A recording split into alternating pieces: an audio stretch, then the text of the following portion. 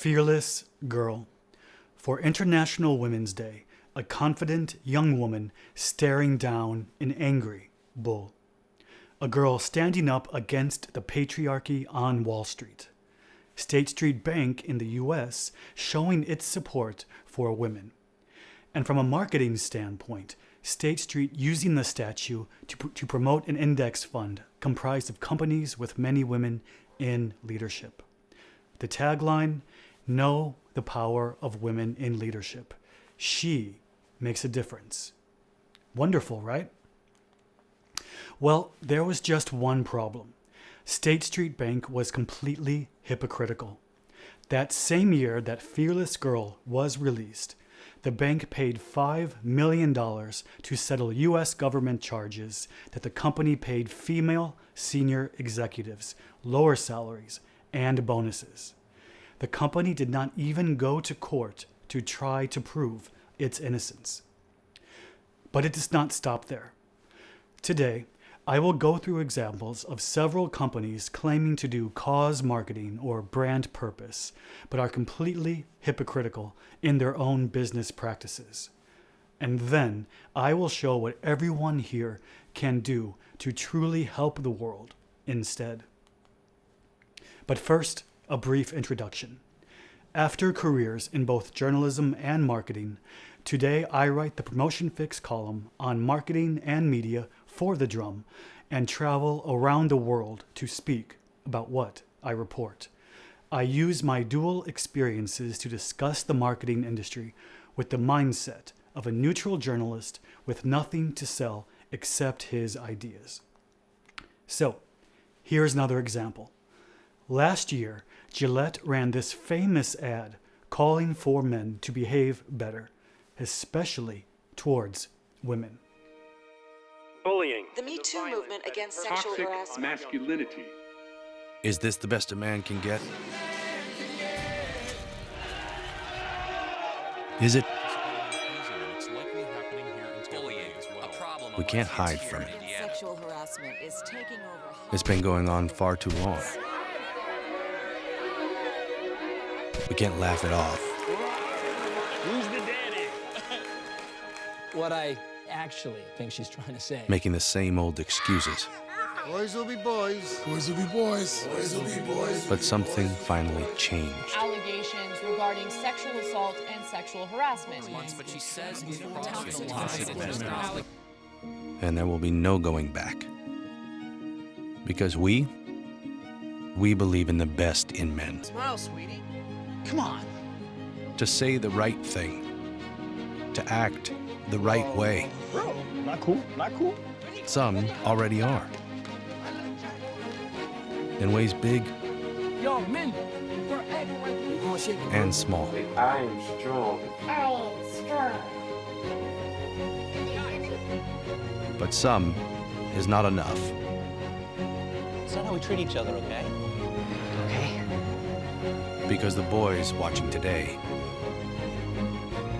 will be the men of tomorrow.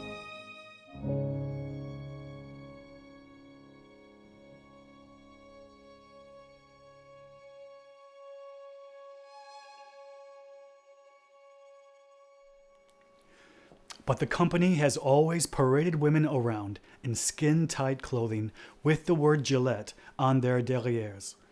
Too many companies today claim to support feminism, but still treat women as nothing more than decorations. And look at Gillette products too. Now, anyone who works with brands knows that most consumer products are essentially the same. There is no real difference between them. But in the US, Gillette shaving cream for women costs 20% more than shaving cream for men. And for razor blades for women, they cost 21% more. If Gillette really wants women to be equal to men, then the company's prices should also be equal. As Australian copywriter Ryan Wartman once put it, if you want to create a product for women, then there are two rules. Make it pink and increase the price. And now, auditing service company KPMG is the title sponsor of the Women's PGA Championship. Here is an ad.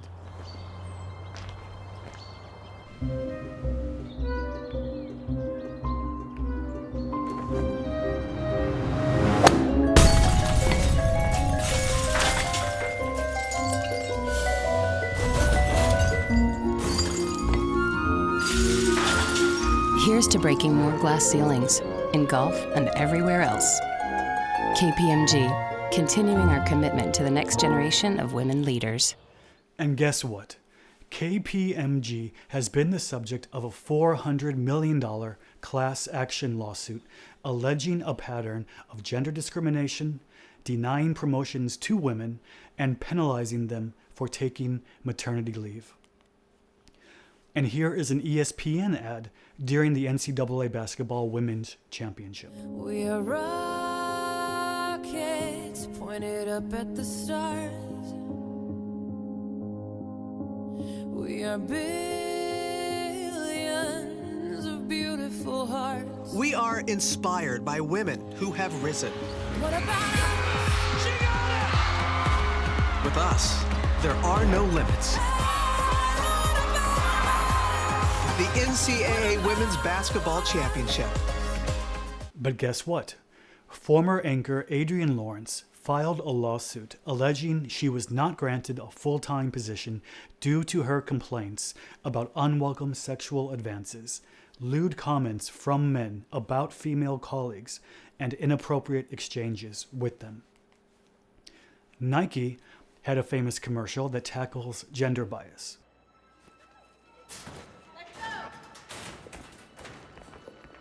What's your dream? To win championships? A scholarship? Do you want to be a bigger athlete than Serena Williams? Or do you want to be the first girl to play for the Yankees? Can you be the generation that ends gender inequality? Or will you show that champions in your sport can also look like you?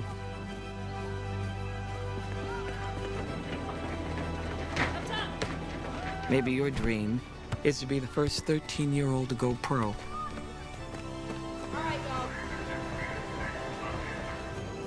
Or to push a sport to accept everyone just as they are.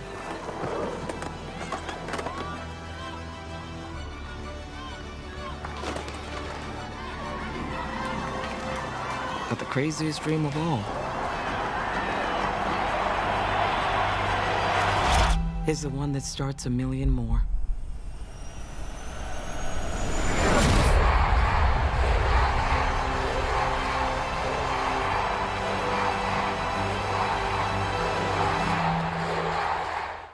But when runner Mary Kane joined a prestigious Nike running program, they pressured her to become thinner and thinner and thinner. Kane obsessed over her weight. Her body fat and estrogen levels fell. She did not get her period for 3 years, and she broke 5 bones. She became depressed and started cutting herself. And for International Women's Day, Google said the company is recognizing strong, courageous women who are pushing us toward a more equal future.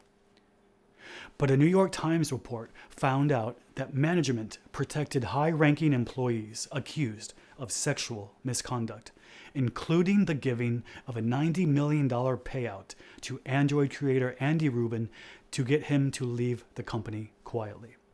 That led to a mass employee walkout. My favorite example comes from the marketing industry itself. Last year, the Elite Advertising Week conference in New York held sessions with titles such as these: The State of Women's Representation in Advertising, Raising the Stories of Women Who Came Before Us, Eyes on 2020, Fearless Female Voices Reshaping Media and Impacting the World. Sounds good, right?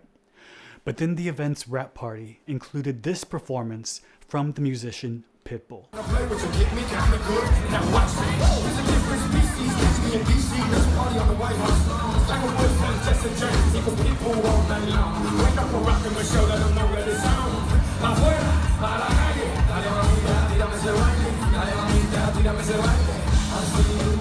In the words of Katie Deaton, a colleague of mine at the Drum who was at the event, this is really a visual metaphor for what Adland says it wants to do versus what it really wants to do. So, what's going on? We have a bunch of global companies treating women horribly while exploiting feminism and using International Women's Day to sell stuff. As Katie Martell in Boston puts it, profiting from these ideals while perpetuating the opposite is not clever. It's exploitation. She calls it faux feminism because it masks the underlying core problem. And it all begins with faulty logic. In 2011, Jem Stengel, a former global marketing officer at P&G, published Grow. He selected the top 50 brands and looked to see what they all had in common. He found that they all wanted to improve people's lives and saw that their stock prices, taken together as an index, grew 393% over the prior 10 years, and that was during the Great Recession. He used this information to argue that companies need brand purpose to maximize profits. But the book was based on nothing but logical fallacies. The post hoc fallacy states that if B follows A, then A must cause B.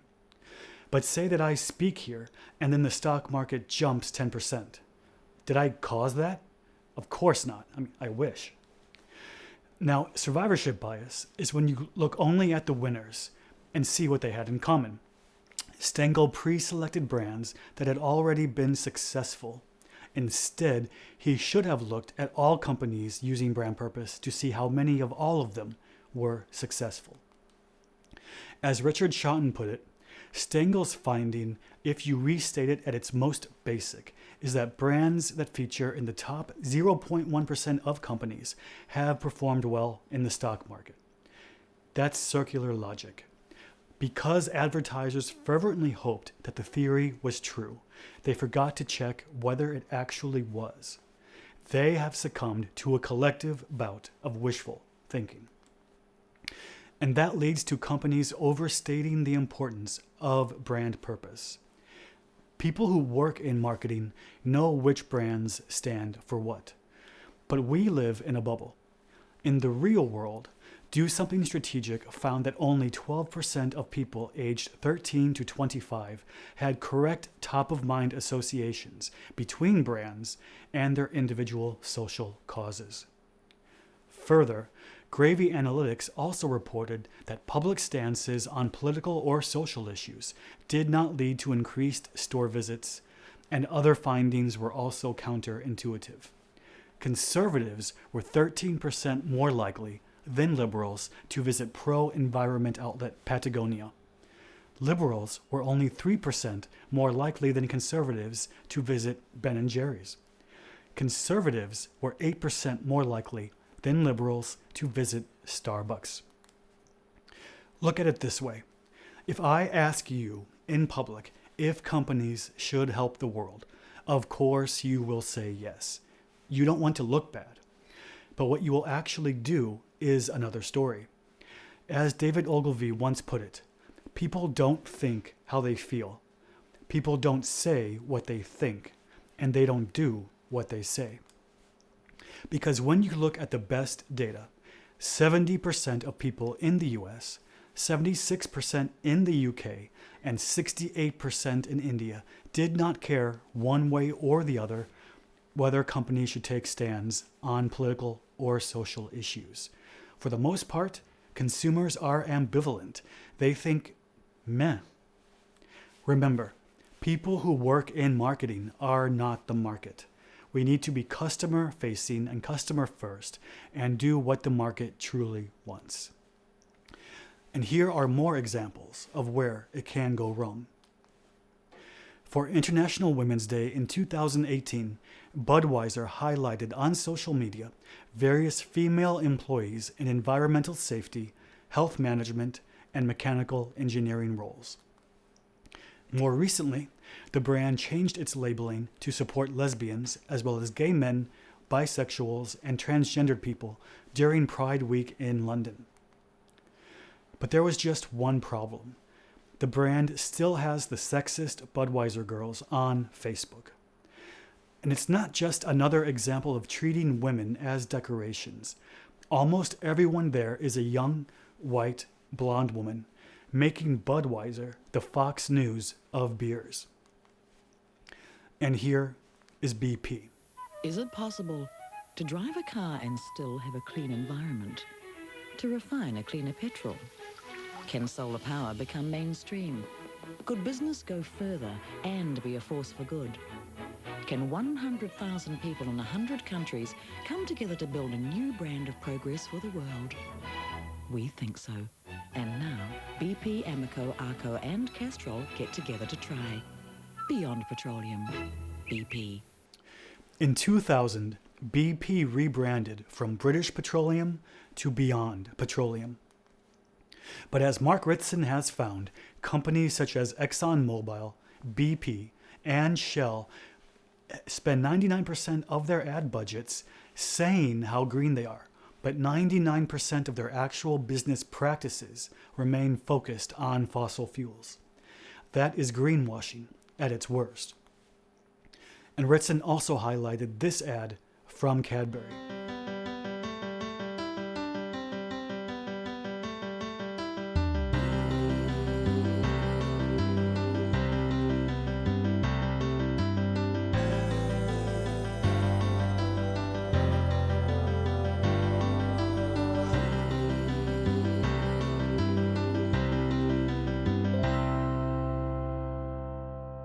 Now, Cadbury's owners paid zero corporate tax in the UK in 2017. Think about how many poor people and people of color Cadbury could have helped if they had paid a fair amount of tax. More on that later. And Jeff Bezos always says that he wants to use his money to fund private space travel to help humanity. But Amazon has historically paid almost zero taxes as well. Just think about how much Jeff Bezos could help planet Earth by using that money here. Because Amazon workers live in cars. They sleep in tents. They must urinate in plastic bottles during their shifts. And Amazon warehouses are more dangerous than the worst prisons. That is complete hypocrisy. And here is Starbucks.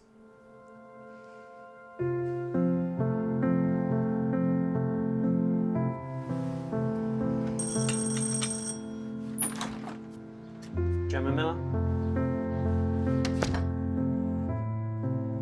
Gemma Miller, please come to room 4. Hello? Hello, am I talking to Gemma?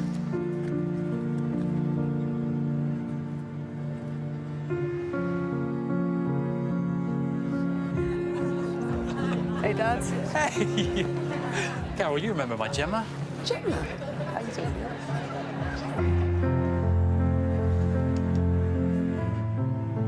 And what's your name? It's James. James?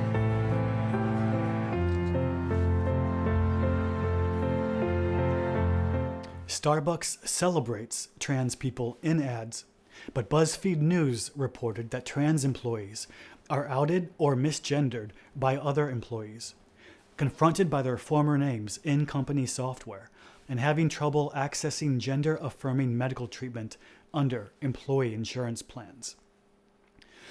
And here's another example from the marketing industry itself.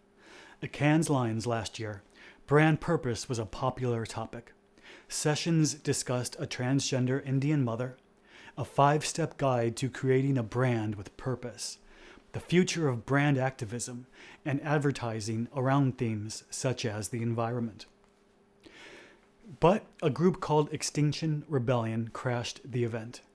They held meetings about climate change and tried to get the ad industry elite there to agree to significant business changes that would help to stop global warming. The marketing elite at Cannes had a real opportunity to help the world significantly. And what happened? 14 activists were arrested. So much for putting their company dollars where their mouths were.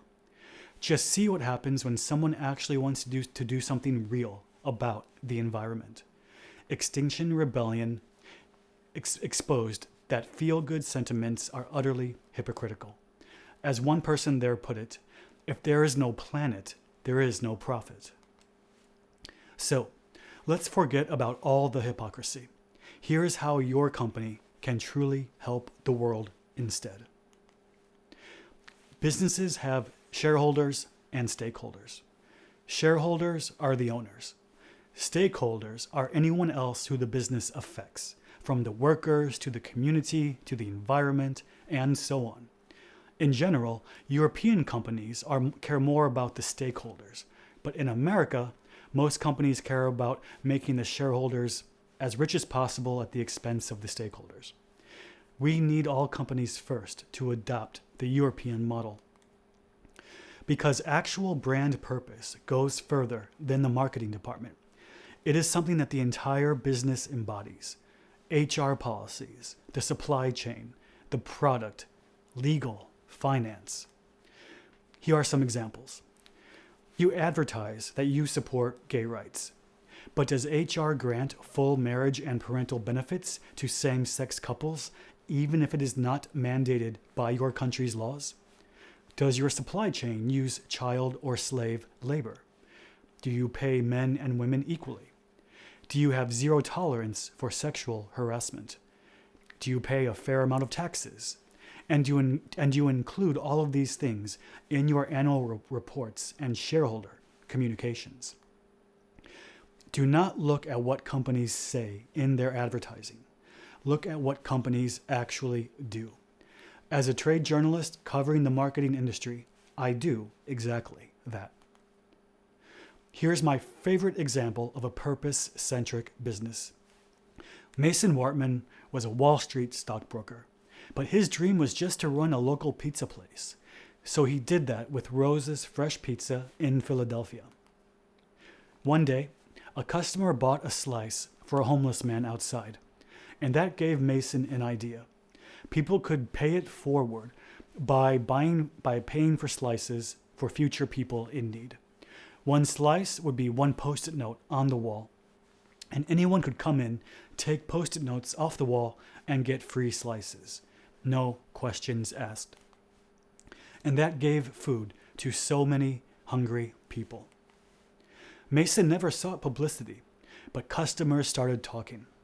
Eventually, the local media found out, and he got some press coverage. And later, Ellen DeGeneres put him on her nationwide TV show, and his little pizza place became famous. And that is what happens when businesses truly do something to help the world, rather than just saying they want to do so in advertising. Here is a big picture example. Do you have a B Corp certification? The global nonprofit organization measures a company's entire social and environmental performance from factors including its worker treatment, community, environment, customers, supply chain, input materials, charitable giving, and employee benefits. Certified companies receive benefits such as a listing in the B Corp Global Directory, which is a registry of thousands of businesses worldwide that consumers can use to determine where to spend their money. If you truly believe in doing good, getting this certification is the only place to start. But here are a few additional recommendations of mine. First, open plan offices are the white-collar equivalent of clothing sweatshops. Stop using them. Soul-destroying open offices cause physical and mental harm, and they do nothing to help collaboration. Companies only use them because they save money. But you should treat your workers better. YouTube, stop your algorithms spreading a far-right propaganda, anti-vaccine ideas, and conspiracy theories. Facebook, stop polarizing society before you destroy it. Men, stop treating your female employees terribly while you produce hypocritical pro-woman advertisements. And above all, tech companies, Pay your fucking taxes. After all, if you want to know whether a company truly believes in brand purpose, look at how much tax they pay. Taxes are the most important contribution that companies give to society. If I could summarize with one thought, it would be this. Focus not on what companies say, but on what they do. If you would like a copy of this presentation, just email me here and I will send it to you. Now, I'm a realist. I know that we all want to sell stuff and to help the world. So how do we do both? I know that I criticized Gillette earlier in this talk, but I do think this ad is the perfect example. It inspires women and it builds a brand. If only the prices were the same as razor blades for men.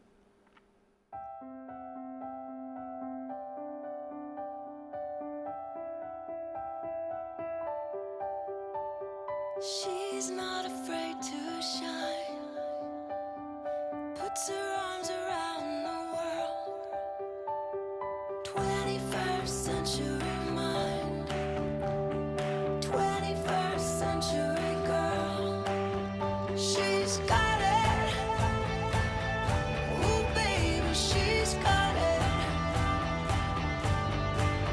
She's got it, ooh baby, she's got it. I'm your Venus, I'm your fire, your desire.